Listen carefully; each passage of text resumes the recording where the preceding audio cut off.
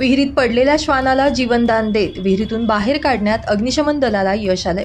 अग्निशमन दलाच्या कामगिरीचं सर्वत्र कौतुक केलं जातंय।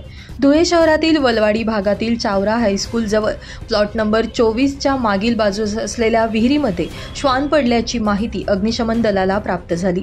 या माहितीच्या अनुषंगानं अग्निशमन दल तात्काळ घटनास्थळी जात विहिरीत पडलेल्या श्वानाला अथक प्रयत्नांनंतर बाहेर काढण्यात आलं।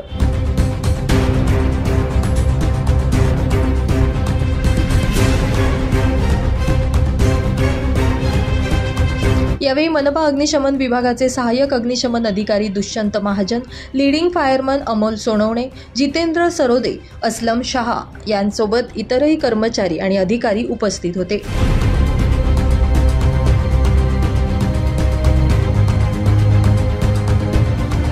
सुनील निकम, माझा महाराष्ट्र न्यूज, धुळे।